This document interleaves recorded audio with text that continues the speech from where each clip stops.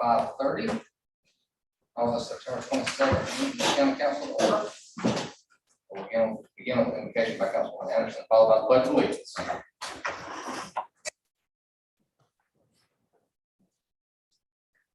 Let us pray together. Our Heavenly Father, we come to you this evening at this time with thanksgiving in our hearts, thanking you for life, health, strength, thanking you for letting us see this day and the blessing you have bestowed on us. We're asking for your presence in this meeting this evening. Make it one that is beneficial to all the residents of this county and that it will be pleasing in your sight. We ask you for peace. Peace from war, peace of mind, peace of comfort. Wherever there is hate, let us be able to exemplify you in all that we do. We ask that when we leave this place and when we finish the business of this county, we ask that you take us back to our homes or our next destination with safety. This is your servant, Amen. Pledge allegiance to the flag of the United States of America and to the republic for which it stands, one nation, under God, indivisible, with liberty and justice for all. All right. Begin with the approval of the agenda. Agenda as motion to approve. Second. Motion by Mr. Rankin, second by Ms. Clark. Any additions or deletions? And I'll call the vote. All those in favor, please raise your right hand. 7-0. Next, we have approval of the minutes. 13th regular session, September 6th special call meeting, and September 6th committee as a whole.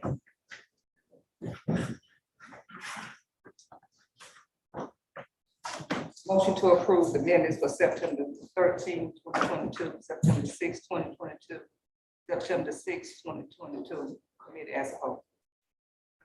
We have a motion by Ms. Clark. Second by Mr. Carroll. Are there any additions or deletions to the minutes? And I'll call the vote. All those in favor, please raise your right hand. 7-0. All right, next up is public comments. Do we have any regular public comments? Sorry. We do have dedicated public comments here in just a minute. For those who signed up for that one. Reports to council during reports this evening. Business. Are there any county council submissions for board submissions or committees? Next is a dedicated public comment for ordinance 926. It does down here limited to 15 minutes. I do not think that's possible, nor would that be fair. Given the signups, however, we'll use our old 3-minute rule. Those that are speaking this evening to be fair to everyone who is requested to speak. First, we have, I apologize, I cannot read your writing, Jesse Treaton.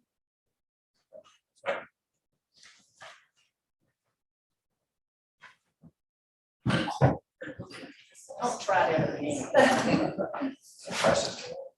Eric? Yes, sir. In regards to ordinance number 926, I've had a chance to peruse through some of it. I believe there's been other comments that were submitted to you guys in previous sessions that I was able to attend. And I just wanted to say that it does appear that the document has not been given the time and the effort to put together a cohesive document. Looks like something's been copy and pasted together. Does not look like it's been reviewed. Say that I can't imagine the pressure that you all are under to get something like this pushed through. But I still don't believe that this is the time to take shortcuts. I don't believe this is something that any of you would, in right mind, submit to your high school English teacher. I think she would turn it back to you and tell you to start over. and work on your references.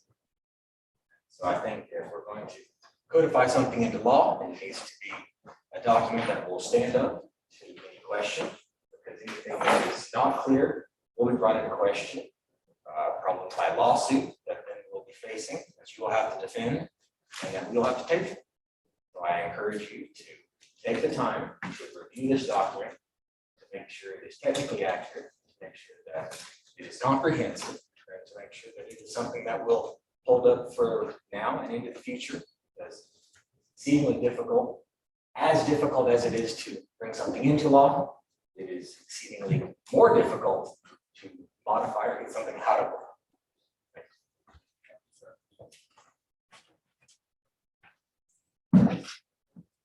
Ms. Stewart, you're up next.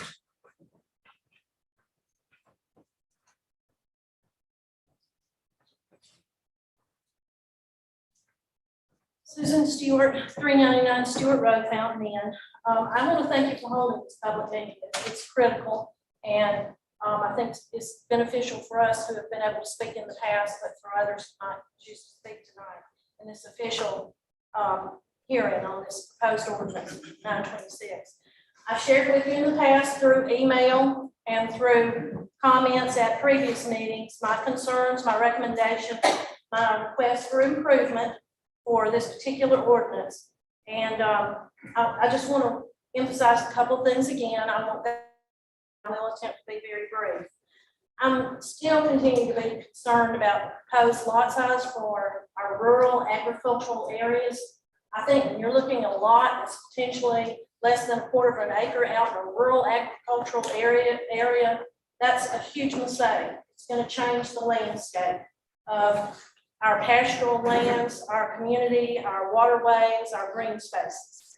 Also, I would say that comparing us being Lawrence County to other counties like Greenville, like Spartanburg County, some of those that have been used as comparison are not appropriate. We are not Greenville County. We are not Spartanburg County. We are not Atlanta, Georgia. We don't want to look like that. So I caution us as we move forward to be careful about that and not make that mistake. Once that door's open for developers, it's going to be irreparable.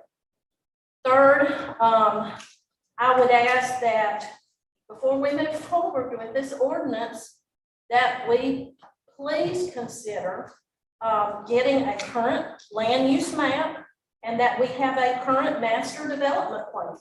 How can we make valid decisions if we don't have that kind of critical information in place in making decisions? And then I would additionally ask that as far as infrastructure issues are concerned, those need to be addressed up front, not after the fact. We need to be proactive instead of reactive. And it's time to put the developers on notice that we accept responsibility. We expect them to take responsibility that we direct to them for infrastructure that's required, be it roads, safety, traffic, schools, health issues, whatever it may be, environmental issues, that we make sure that we're acting proactively and not reactively, which ultimately will cost the taxpayers if they have to correct problems.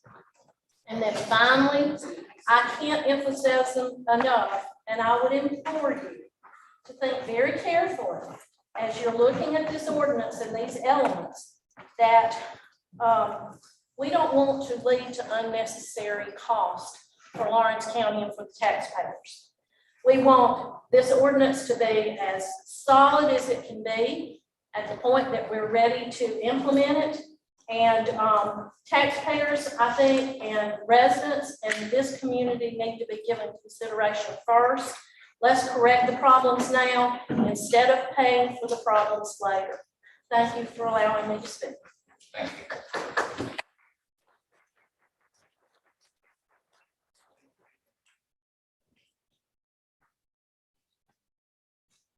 James Hill.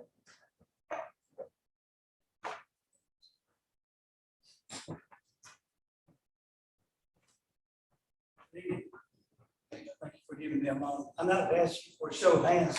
How many of y'all live in a neighborhood that's getting ready to have a 200 or 300, 400 houses built in the backyards? I do. I live on Backmore Road in Great Road. Currently, there's 6 houses on Backmore Road. We're about to have 408. There's no water. There's no sewage. This road is a 1.5 lane wide road. You pass a car on Backmore Road, both of you got tires in the dirt.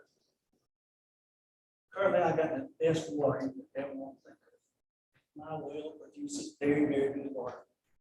When these 402 houses go up on 100 acres of land, the average house has 4.3 times 2.3 homes. Talking about nearly 1,000 cars that's going to traffic all up there. Oil, antifreeze, gasoline, soaking into the ground, polluting our water. What was the thing? They're putting this land that they're developing there is almost ready to start putting houses on. There has not been the first water line or the first sewage line going in. There's nothing. All these cars will be dumped out on Friendship Church Road, which is a 2-lane road. Or they're gonna be dumped out on Friendship, Frontage Road, 485, or they're gonna be dumped out on Backmore Road. Infrastructure, the roads can't handle these cars. There's just no way we can handle these cars. There's moments now when you can try to leave off on Friendship Church Road and get on the 14. You cannot go left or right because of traffic. This is just from the 2,000 cars coming to see it. And all these other cars, these housing developments, it's gonna be long. We will not be able to get around.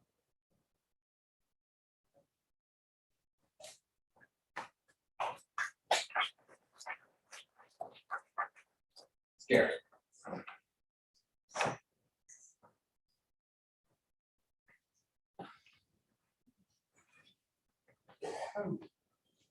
Nancy Garrison of 164 Garrison Serena Drive, Fountain Inn. I very much thank y'all once again for having the opportunity to speak. And I've given a lot of thought on what to say this evening to impress upon you the importance of the decisions you're making about the growth and development of Lawrence County. First, I just want to make a couple of points to bring your attention on the new subdivision ordinance. First, in Appendix A on page 4, I think it's number 14, additional residential subdivision access standards. It states in there for new subdivisions with 25 or more lots, or a subdivision expansion that increased to 25 or more lots, all non-emergency ingress or egress points that access the county road should meet current Lawrence County road standards located under Chapter 32, Article 3 of the County Code of Ordinances. I may be missing it somewhere, but I went to that ordinance and I was trying to find that information, as far as that goes, as far as how many lots per, basically the access points of the development. I couldn't find it. So I don't know if I'm missing that or what, but I mean, I looked all up and down through that ordinance and, in that Chapter 32, Article 3, I couldn't find a chart or anything. And like I said, I possibly may be missing it, but I just couldn't find it. So I thought that may be something, since it's referenced in there, that it needs to be looked at to make sure that it is there.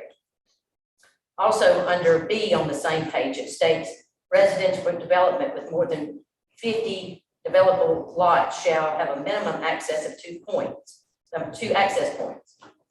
Well, to me, this is kind of a vague statement, simply because there needs to be some sort of chart stating that the more developable lots, that you have to have more access points than that should be required. And this may be the development that the man before me is referring to. You have the development that's already been approved on Friendship Church and Bagel Road. It has a total of 402 lots and only has 3 access points out of that many lots. So, and it's given 2 access points on Friendship Church and 1 on Bagel. So, I mean, that's a lot of homes to only have 3 access points. So moving forward, I think that's something that we need to be very careful of. It could be a public safety issue in that respect, that you don't have enough places to come in or go out of a large development like that. And now back to page 23 about the variances. Number 3, and I spoke with Mr. Patterson and Mr. Carroll with this briefly last time we were here, trying to wrap my head around how this is done and how it's stated. And it says, in accordance with the state of South Carolina statute section 629-800, the planning commission may grant a variance in the individual case of unnecessary hardship to the board makes and explains in writing the following findings, and it goes through the following findings. But like I was trying to state before, just taking and changing the name from the zoning board of appeals or the board of appeals to planning commission, that's, making that statement that it's in accordance to that section of the state statute is actually a false statement, because that's not what the state statute says. It doesn't say that it's given the planning commission the right to do that. It talks about the zoning and the board of appeals. And so I actually did speak to legal counsel for our group on this, and was kind of astounded as to how this was done. And, I'm going to make, I think it would be very wise for us to look into this matter before proceeding forward with the ordinance. And for you to maybe contact the South Carolina Association of Counties and ask for legal advice on that matter, and to make sure that that's properly put in there. Because you can't just, all through there, we have taken out planning commission, and we have taken out zoning board or appeals board and just put planning commission, but you're just taking the South Carolina codes and putting something in there that's not in there. So I just feel like that's something that needs to be researched further. Finally, I believe our county is making an effort by placing the moratorium on subdivision approval and working on the ordinance. We do thank you for that, and believe that this is going to take more than time to ensure responsible growth in Lawrence County. The more I research planning in the South Carolina Code of Laws and the South Carolina Counties.org website, the more I've realized how important our comprehensive plan is. I know we have one, but we don't have it updated. As I've mentioned before, the last time it was fully updated was 2010 and last reviewed in 2013. Look at the change in the county since then, and look at the change just in the last 2 years. Here are some of the numbers of the new homes that have already been approved in our county. And this is basically in Fountain and Gray Court area.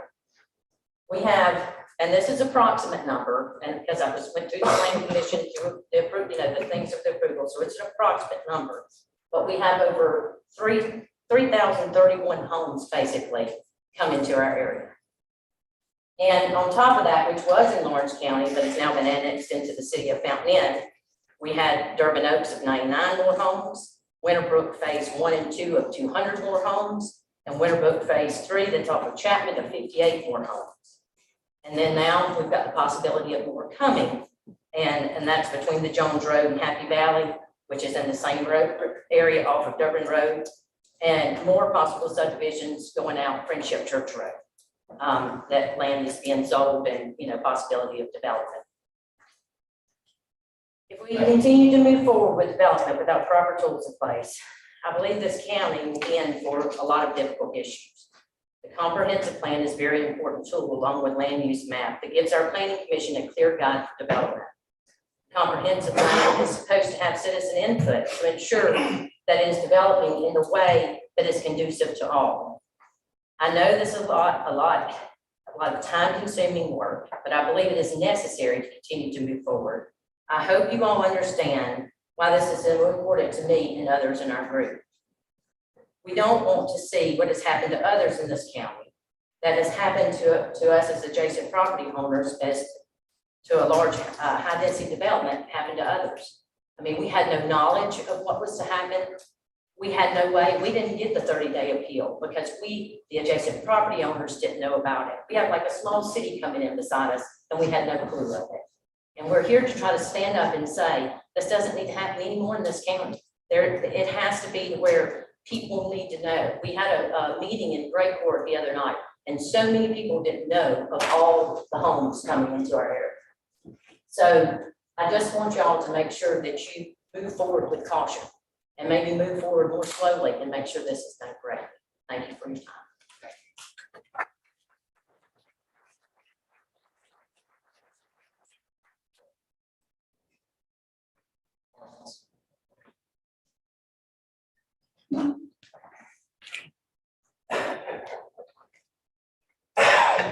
Mr. Chairman, members of the committee, council.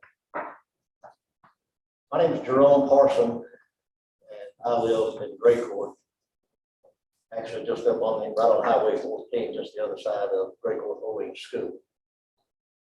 Between me and Gray Court Owing School is one, there's a little narrow strip of land that they're planning on putting 200 and, I've heard different numbers, but they're saying 258 houses.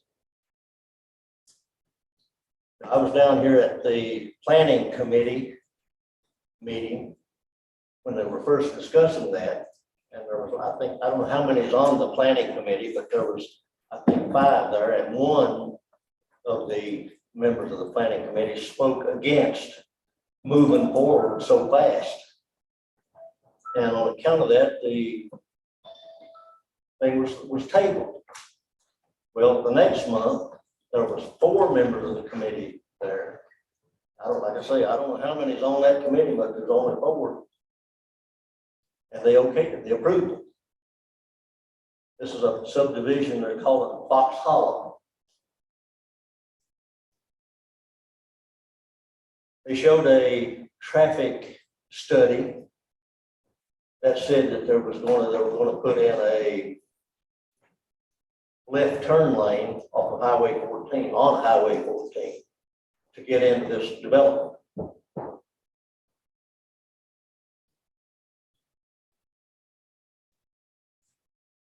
They told me, the developer told me that they were planning on starting that turn lane just south or east of my driveway and turning into the development about halfway down. I went out and measured it. It's about 150 feet.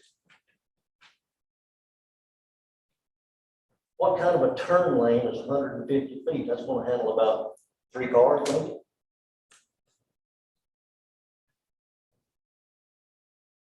So now, the other day, they came up there and I've got a stake with an engineer tape on it right up in the middle of my front yard. We need to slow down with all this stuff. There's going to be 258 houses right there. Gray Court Owing School right now is at capacity, I understand. Is anybody going to be moving in there with kids? Sure they are. Where are they going to go?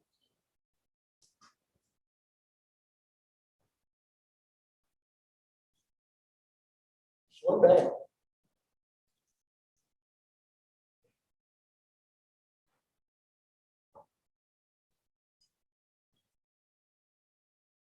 I appreciate your time.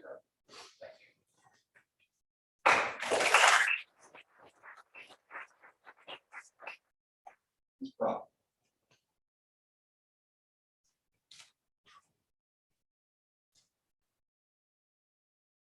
I'll just be very brief on a couple of points in the ordinance, and then I have some show and tell. On page 14, I think I spoke about this last time, we talked about non-conforming lots still. And the verbiage in there still states the resultant lot reduces the degree of non-conformity. It doesn't say it has to conform. But if that's the intent, maybe we need to reword that. I think the intent should be that all lots should have to conform to what we're putting in the ordinance.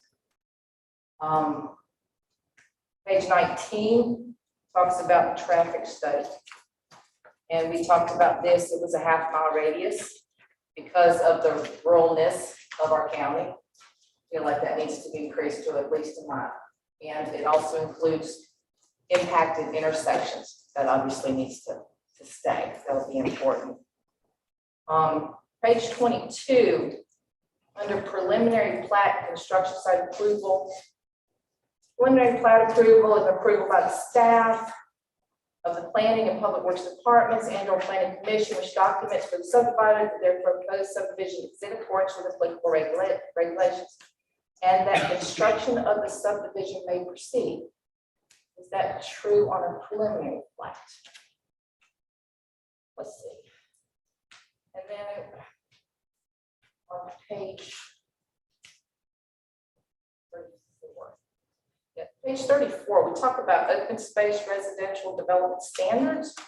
The minimum open space is 30% now, and I thought it was 40 last time we talked. I don't know if it got changed or if I just missed a change. Those are some things in here. I guess the overall we're looking for is, as has been mentioned, maybe larger lot sizes, more setbacks, larger setbacks, buffers, and just obviously this construction has come just into the county, which is where we're at, District 1, Durbin Road, Happy Valley. Just to show you this area, this first page and the little blue lines that I have, this is a 1 square mile. And this is just as you get onto Durbin Road. Okay, so we've got Durbin Road, blue line to the left is kind of down Jones Road. And then one at the top, obviously, is Durbin Road. So in this area, we have approved 1,900 homes in 1 square mile. If you look at the second page, which is basically the same thing, it shows you the roads that are accessible for these developments. That's 4 developments. First one, I'm sorry, the fourth one on page 1 is that like 122-00005. It's kind of lower right hand corner. That's the 1,900 homes. If we use the ordinances that we proposed in those 4 subdivisions, we would have 1,131 homes. 1 square mile, we're still talking about 2,200 cars. If we increase the open space or force, I guess, open space on anything greater than 20 acres, have open space be a ½ acre minimum, we would reduce those 1,900 to 564 homes. Still be about 1,200, 1,300 cars in a 1 mile radius, right? But that's a little bit more navigable than 3,800 cars that we're going to have right now, based on what we've got. The last thing and the last page on this is the back side of our property, because we are adjacent to the 1,400 homes that are coming in. The buffer zone, the ordinance, the plat approval for the 1,400 homes, say 1,400, 900 homes, 100 townhomes, which is going to be about another 400 homes. It's a 30-foot buffer. Obviously, from this drawing, just past where they've marked it out, they've already cleared. They've put in a hill. I guess I'm not sure what a buffer zone should be, but I thought it was undisturbed land that would help create that buffer even before. I know we've defined it better in this ordinance, but even before, I guess I thought it was a true buffer from what was going on. Okay, thank you.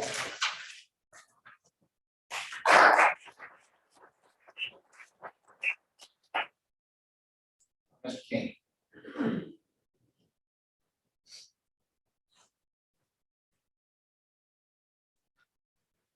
Ladies and gentlemen of the council, my name is David King. I live at 109 Muskogee Lane, Breakcourt. You just heard from these folks who range anywhere from single homeowners to farmers, farm property. So it's just not one little group of people that my house is being affected by my land being affected. And I know this ordinance needs to go through, but it needs to be really scrutinized carefully before we go much further with these large developments. You heard Ms. Stewart say that over 3,000 homes are either being built or will be built in northern Lawrence County, feeding into probably 2 elementary schools, already saturated with children. I don't know where they're going to go. But my question is, you don't have to answer it, But the planning commission can do whatever the planners do about what goes on a piece of property, how dense it can be and that sort of thing. But who's addressing the roads? Who's addressing the schools? We can't just bring these people in and say, okay, school board, do your job. It all starts right here. These people on council.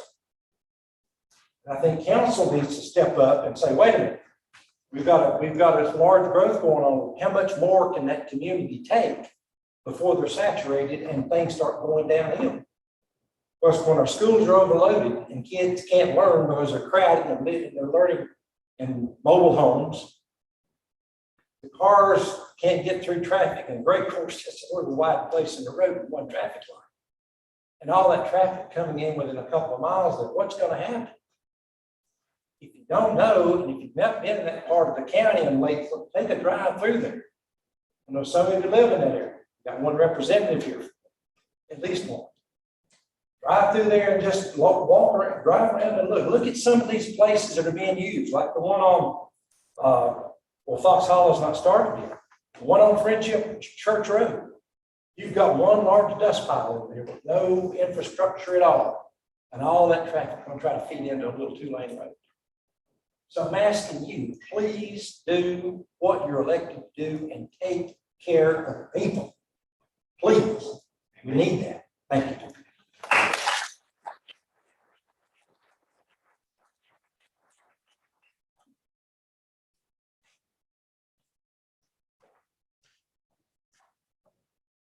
Thank you all that spoke this evening. We appreciate you doing so. And I'm sure during council comments, some of your questions will be addressed.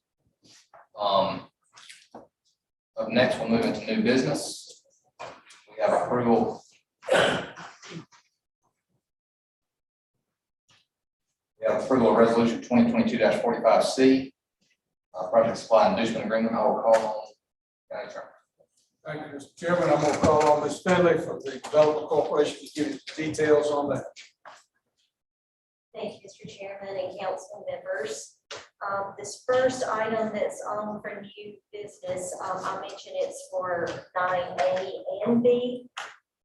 This is Project Supply, and it's a new company that's looking to fill a vacant building in Lawrence County. They will be investing $18 million in creating 123 new jobs. And this agreement is for a 30-year fee in lieu of tax agreement with a 2-year 35% special source revenue credit. All right. Thank you, ma'am. Are there any questions? Ms. Finley? Here none, I'll ask for a motion to approve resolution 2022-45C. Mr. Chairman, I move for approval of resolution 2022-45C. Ms. Anderson. Second by Mr. Ryan. Is there any discussion? As always, thank you and your team for all you do to bring business in the county. I happen to know this is a facility that's been vacant for quite some time. We're excited to see life breathe back into that property. So thank you. All right. All those in favor of approving the inducement agreement, resolution 2022-45C, please raise your right hand. 7-0. Of course, follow that ordinance 932, which is the FILO agreement for project supply. We'll have the details and the documents on that for the next meeting. Just ran out of time, sorry. Thank you. So ordinance 932 in title only, project supply FILO agreement. Do I have a motion? Ordinance 932, project supply, title only. Motion by Mr. Carroll, second by Ms. Anderson. Is there any discussion? Hearing none, I'll call for the vote. All those in favor, please raise your right hand. 7-0. All right, up next, we have RFG grant, RFID grant. Ms. Finley? All right.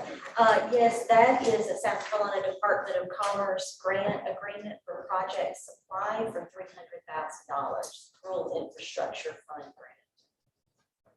All right, resolution 2022-48C is the grant for project supply. Do I have a motion? Chair. Second by Ms. Anderson. Are there any questions or discussion? And I'll call for the vote. All those in favor, please raise your right hand. Next is 22-49C, which is a grant for Project Subdivision. And that is also a South Carolina Department of Commerce grant, Rural Infrastructure Fund grant, and that is for Euro Pastry that was under Project SOCA for $150,000 that is taking over the vacant building at Hunter Industrial Park. Thank you for the recommendation. Do I have a motion to approve resolution 2022-49C, grant for Project SOCA? Motion to approve. Second. Motion by Mr. Rankin, second by Ms. Clark. Is there any discussion? This is, I think this is the last one you got. Thank you. Oh, you got one. Yeah, I see have it. the F too. Thank you for all y'all do. This is really a big deal when we're able to have pass-through funds from the state to help bring industry Lawrence County in, and we're in a certain class, and that helps us out a lot. So thank you for doing that. The one we're approving now, do they have a timeline? I know they've been announced. So what's their? I'm asking On which one? on your picture, the one we're approving right this second. Yes, that one was already announced. When That was they have announced. We don't have a set date yet. Okay. We still look forward to them. I think they are planning to attend the job fair in Greenwood. Good. So they're starting to look for staff. Fantastic. All right, we have a motion and a second to approve resolution 2022-49C, grant for Project SOCA. All those in favor, please raise your right hand. 7-0. Next, I'll call the county attorney, resolution 2022-46C, maintenance of Dixon Road. Chairman, brought to our attention is a tract of land for many, many years. The county has maintained this road right away to a certain point, which left a gap from, say, where I'm sitting to that far wall. Although that road, the right of way, still existed, the county did not maintain it. There was a need to clarify for the property owner whether or not they had ingress and egress to that based on that county road. Our research and theirs also showed that was the case. That road been there probably 50, 60 years. It's just that we only maintained it to a certain point. Part of the resolution to acknowledge that section that kind of got left off, which would have left the property landlocked, is that the county would have no responsibility for maintenance or improvement to that section. It's less than a tenth of a mile is the section there. There was a picture that we took from the end of our maintenance. You can see the gate. I mean, it's just right down there. But there is no obligation. It's just an acknowledgement by the county that there is a right of way that in years gone by was a county road. All right. The recommendation from the county attorney, I have a motion to approve resolution 2022-46C. To approve resolution as submitted to council. Staff recommends approval of resolution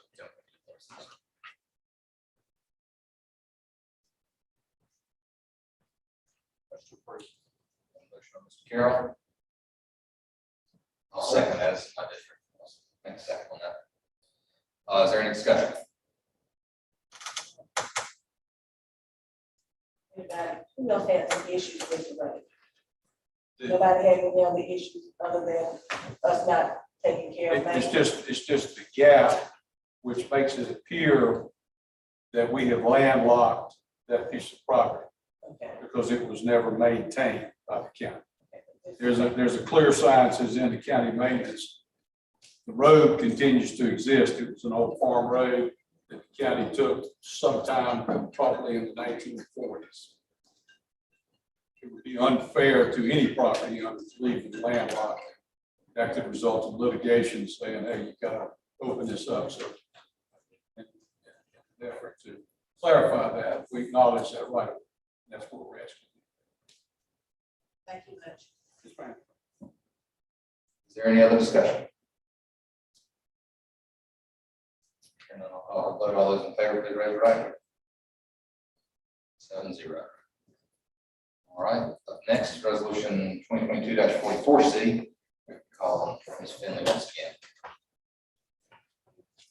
This is a reassignment of ownership ownership of entity for the 320,000 square foot spec building that is to be built in Woodfield Industrial Park.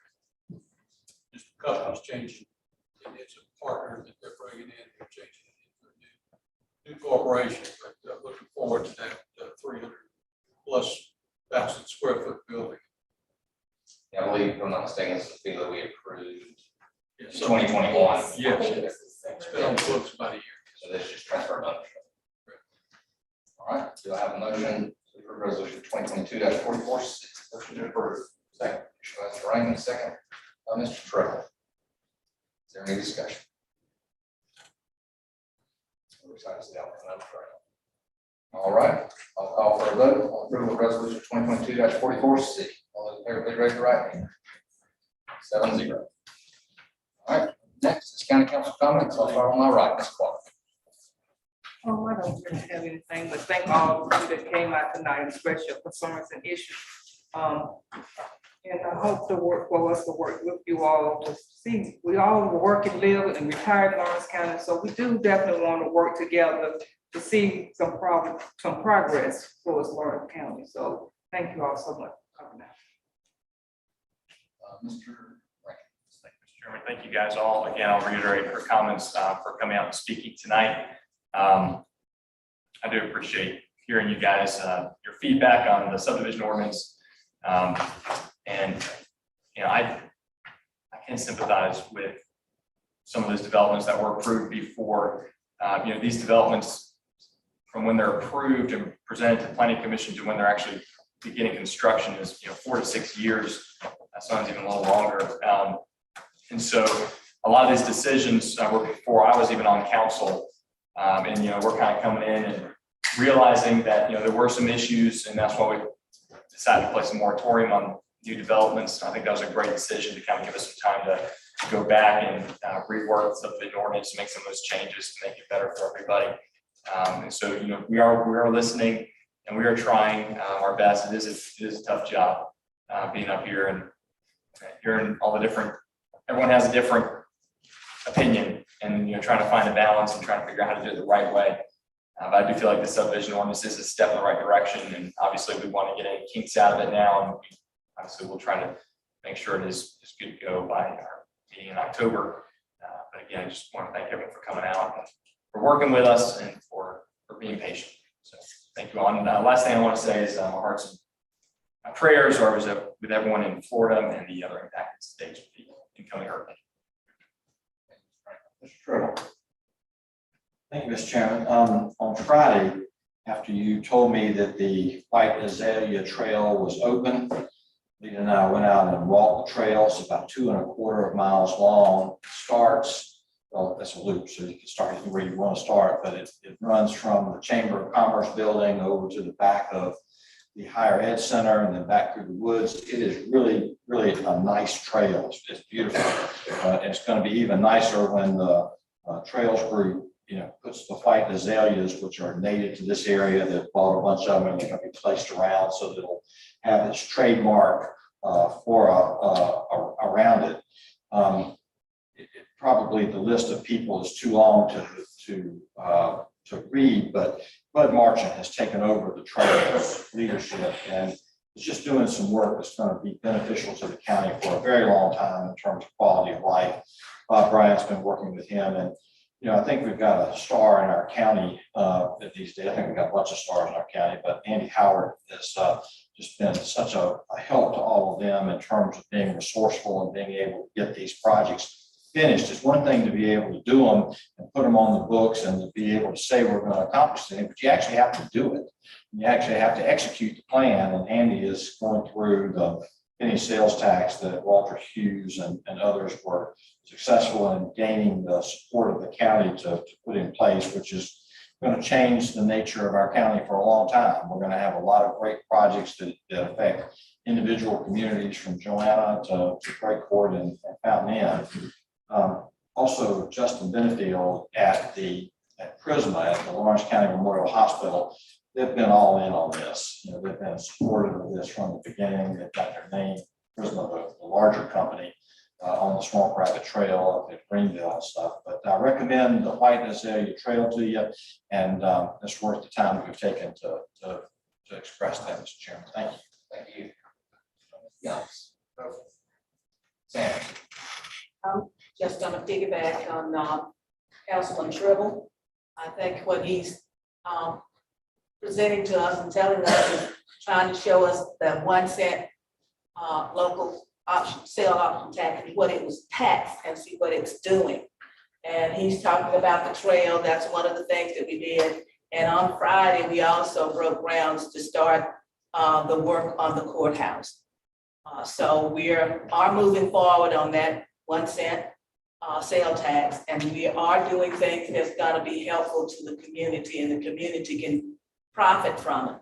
So look forward to the things that are happening, and we hope that we are doing the things that will be pleasing and helpful to you all and you all endeavor, and hoping that it'd be one other thing that you can say, you're glad you live in Lawrence County. Thank you. Thank you, Sam. Yes, sir. Thank you, Mr. Chairman. Just a couple things.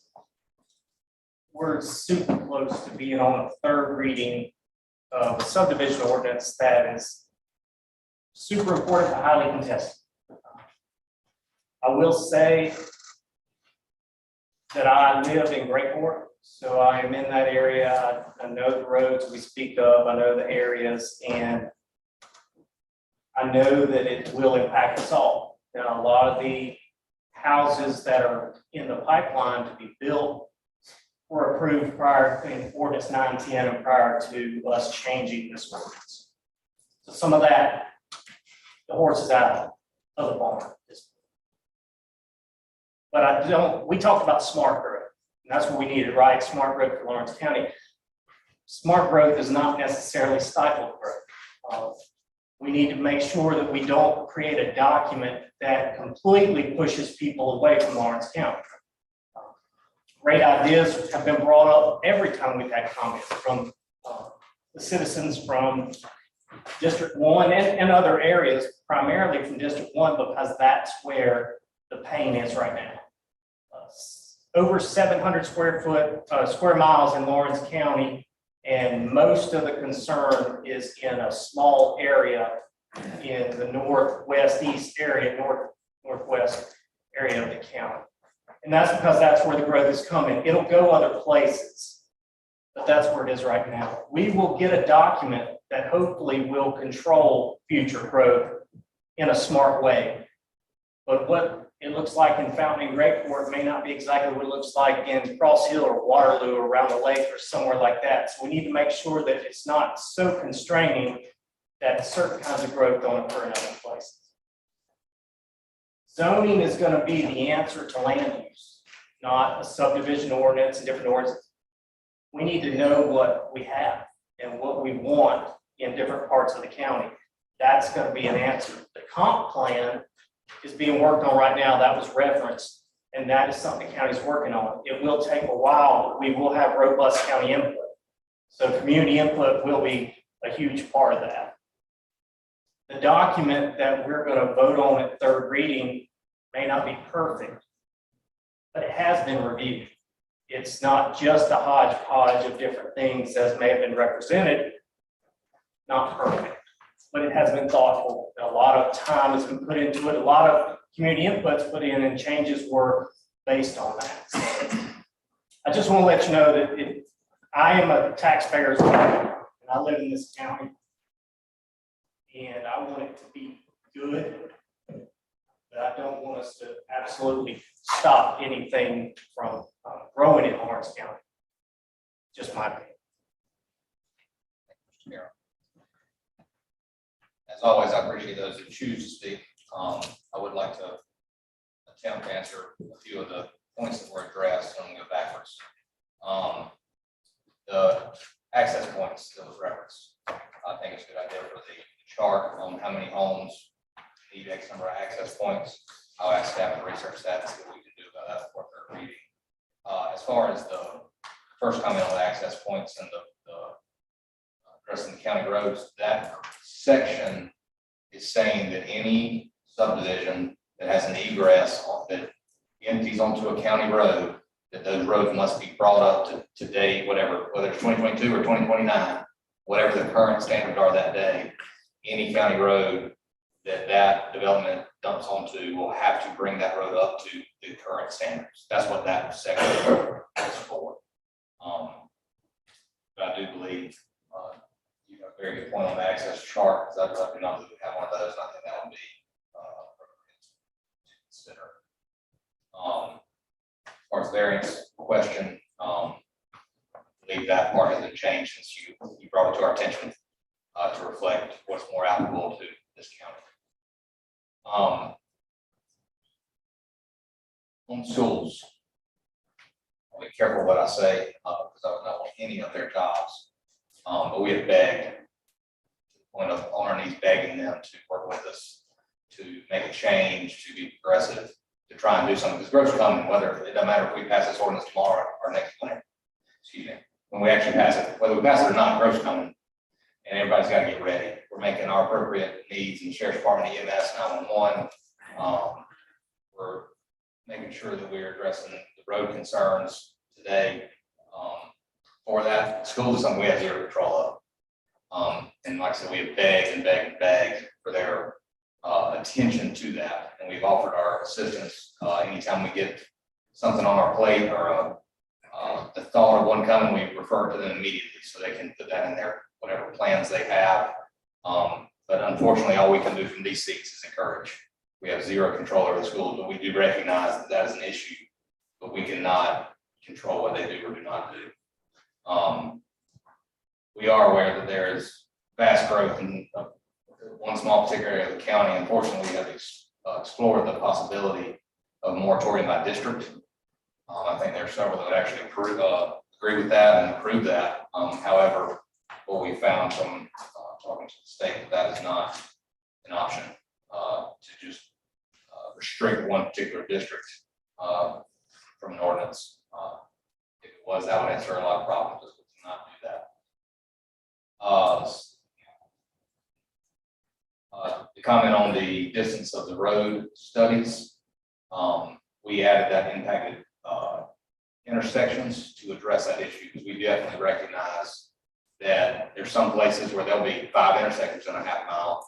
And there's other places it might be 3 miles before the impacted intersection. So that's why we did adjust that to include 4 impacted intersections to make sure that we can address that. The question on pre-construction approval, once it hits that point, the subdivision is approved. There's been a preliminary plat and the final plat. The final plat's after the surveyor's actually gone out and done the stakes and plotted every single one of them. The preliminary plat is what will be approved for the subdivision. And the open space requirements is 30%, 20, if I recall correctly, is 20% usable space. So that would be your walking trails, ball fields, anything that can be played on, and 10% natural. Is that. I already addressed the schools, the DOT.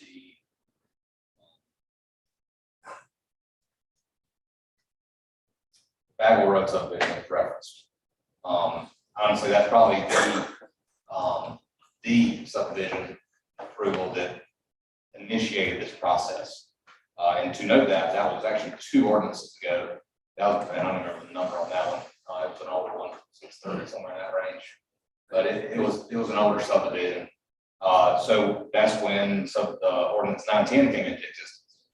910 was the last subdivision ordinance that we did in December of 2021. So a little over 9 months ago. During that process, staff worked really hard. We had 0 input from anybody in the community, unfortunately. Didn't know what was going to happen. Well, We had no notice. Did you not put the notice in the paper, Mr. Attorney? Yes, sir. Okay, just making sure. We put the public notice out like we always do. We do not have corners on anything on legalities of our ordinances, I assure you. Excuse me, we were very respectful while everybody else was talking. I appreciate the same for council. But as far as time and effort, that's what I wanted to reference with that is there's been a lot of time and a lot of effort put into this. And I feel any shortcuts were taken. And as a matter of fact, this ordinance is probably one of the lengthier ordinance time-wise than we have done in a while. Ordinances normally do not take this long to go through. However, we've been very diligent in our review. It's probably this first ordinance since I've been on council that's had a full public review of the entire ordinance. We have given it the time, we've given it the effort. The input that has been desired to be given has been given, and we are where we are today. Third reading will be at the October 11th council meeting, which is the first Tuesday in October. Second Tuesday, excuse me, second Tuesday in October.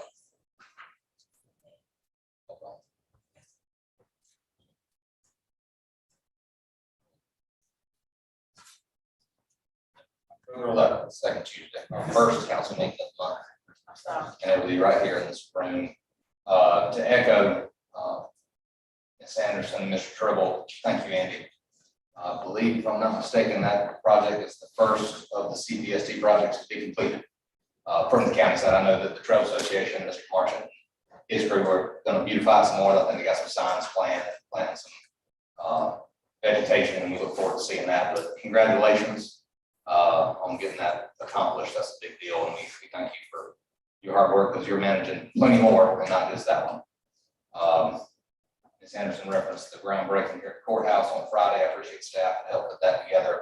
We're excited for Master Construction to bring this building back to its former glory. That being said, that will cause us to be unable to use this facility for a period of time. So beginning at the October 25th council meeting, we will be relocated to the Bolt Drive complex, and we'll be meeting in the voters registration training room. That facility is large enough to handle what we need, and it'll keep us from interfering with anything in the court system and requiring deputies to stay after we man the doors. So please mark your calendars for the 25th for that meeting.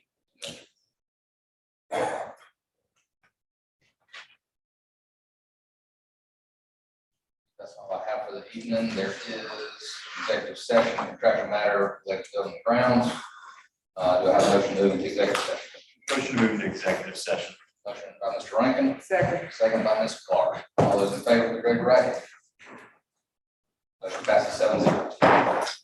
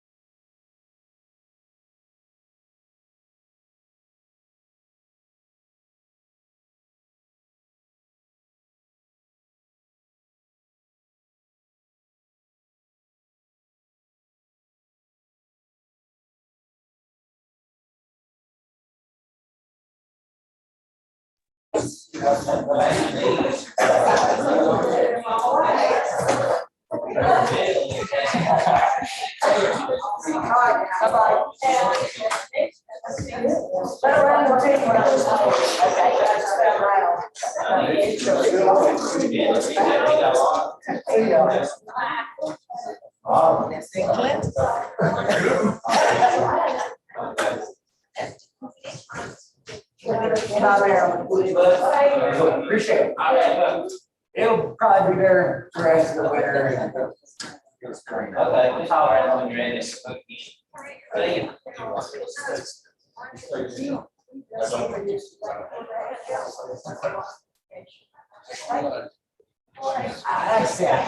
Actually, no, I don't talk to, I can't remember the name, she's got the gal's name. She's over, Forage in the area, because I'm one of. Everyone's doing good. I see the grass.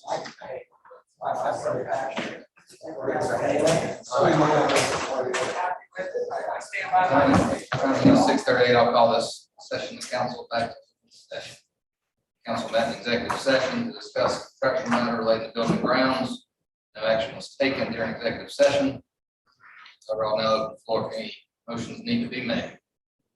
Mr. Chairman, I'd like to make a motion to give our county administrator approval to execute a task order to engage an architectural and engineering firm for a building evaluation study at the cost of $49,800 to be paid from the special projects fund 156. For a motion by Mr. Carroll, seconded by Mr. Ryan. Is there any further discussion? Hearing none, I'll call for the vote. All those in favor, please raise your right hand. 7-0. Seeing no other business, I'll call for a motion to adjourn. Motion to adjourn, Mr. Chairman. Second. Motion by Ms. Rainey, second by Ms. Clark. Any discussion? Hearing none, I'll call for the vote. All those in favor, please raise your right hand. 7-0.